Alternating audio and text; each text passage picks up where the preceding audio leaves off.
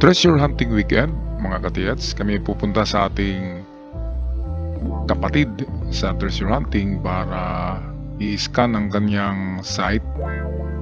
Ang kwento dito ay palagi daw sila na nag-inip ng kanyang asawa na meron daw nakabaon sa likuran ng kanilang bahay at nakita daw nila ito sa panaginip. Okay, ito yung mga ginto. Kaya ito, atin silang tulungan. Pero bago pa yan, ay may hinanda silang masarap na almusal. Ito'y bisayang manok na napakasarap. Salamat sa ating katiyats na naghanda ng pagkain. At ngayon, atin ang puntahan ang lugar.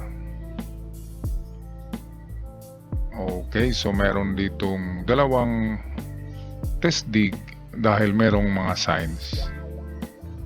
Ito ang isang sign na legit na nakita nila sa site. Itong bilog siya, talagang man-made ito. At para siyang mata. Ibig sabihin kung analysis lang ay pwedeng kung saan nakaharap ito ay naroon ng item. Okay, kaya ito merong hukay dito kasi dito nakaharap itong mga signs na narito sa bato.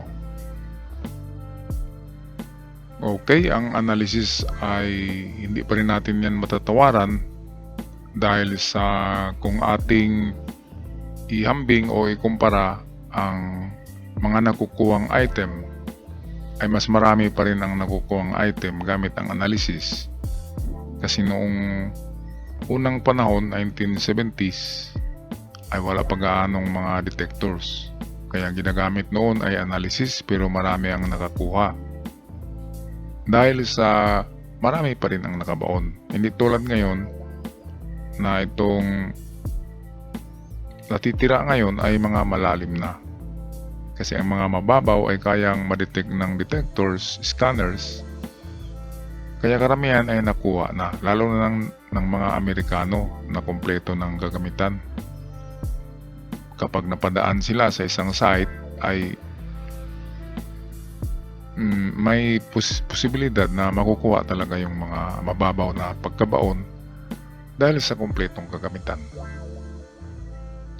Okay, so ito umpisahan natin pag-scan.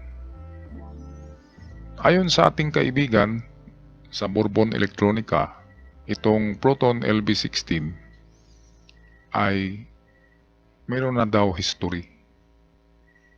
Ang Proton LB16 na nabili sa kanilang tindahan, isa doon ay nakakuha. Kaya kung gusto nyong bumili ng ganito, ng mga Proton LB16 sa Bourbon Electronica kasi maswerte. Okay? Meron nga palang bagong tindahan sa Cagayan de Oro City dito sa Mindanao, ang Bourbon. Kaya kung gusto nyong bumisita doon at bumili, tawag muna kayo kay Roniel Bourbon para mag-guide kayo kung saan ba talaga ang address na yan, kasi hindi ko rin alam ang address nito, basta nasa Cagayan de Oro City ang bagong Bourbon Electronica branch 1 yan ng Cavite. Okay, so contact Roniel Bourbon 0975-6675-030. Ngayon ay puntahan na namin ang pangalawang test dig. Ito'y sa gilid ng bahay. Meron ding bato dito na binasag nila. Merong mga marka. Kaya ito, i-scan natin ang buong palibot. Yung kanina ay mababa, masyadong mababa ang reading. Yung kanina. Dito naman, tingnan natin to kung pasok ba ito sa mga precious metals. Okay, at umpisahan na natin to pag-scan. Ang magandang reading sa Proton LB16 na value value ng na-detect, ang maganda talaga dyan ay 30, umpisa sa 30,000 hanggang 40. Okay, pero ang 30 ay ano pa rin yan.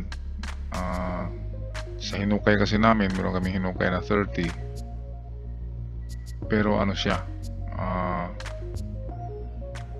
itong mga lata pa rin na metals. At precious lang ang reading sa kanya. Kaya ang maganda talagang 30 plus, 31,000 or 32, 35 to 40,000 ang reading bago kayo mag-speculate na mayroong ginto. Kaya napakataas na mga reading ng mga ganyan. Kasi karamihan ng reading ng proton ay nasa 3,000 lang, 4,000. Okay, ito pinasok na rin namin ng loob ng bahay, baka nasa bahay. Kasi malapit dito yung sign, yung marker. Okay, pero ayan makita nyo naman, 3 digit lang. 3 digit ang value, so hindi siya 10,000, hindi siya 30. Nasa 3,000 lang. So kapag ganyan, 3,000, lalo na kapag ganyan na parang mga mapa, kapag ganyan ang lalabas sa graphics, ay hindi talaga solido. At yan ay mga minerals lamang ang na-detect or na-scan. Pero merong misteryo itong scanner na ito. Kasi namimili ng araw. Merong araw na magaganda ang kanyang ibibigay na image, magaganda yung value na ibibigay, matataas. Kaya kami nagtaka bakit namimili ng araw ito. Pero sa panahon, ang recommended talaga na panahon sa mga scanner ay yung medyo hindi na mainit. Yung takip silim na, mga 5:30, 6 o'clock. Ganyan ang magandang time sa pag-scan. Dahil lalabas na diyan ang mga aura ng ganyang oras. Kapag mainit kasi ay ang aura ay mawawala. Nasa ilalim ng lupa lang. Pero pag itong takip silim na kasi malamig na ang labas, ay sisingaw na siya. Lalabas ng aura kapag hindi na masyadong mainit. Okay yan kasi yung kapag nakadetect kami ng malakas ay nasa bandang twilight, 5:30 to 6. Ganyang mga oras.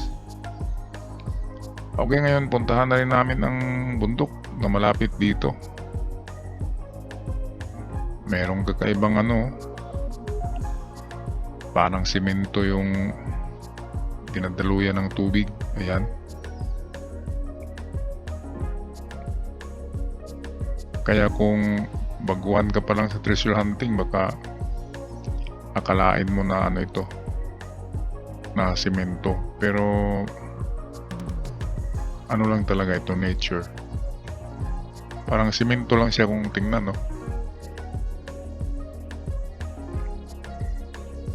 Pero siya, hanggang doon sa itaas.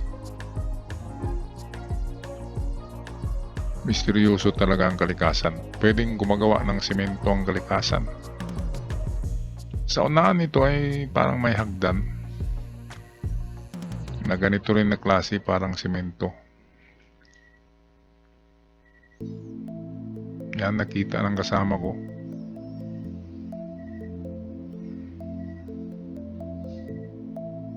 Ayun para siyang hagdan pero isang baitang lang.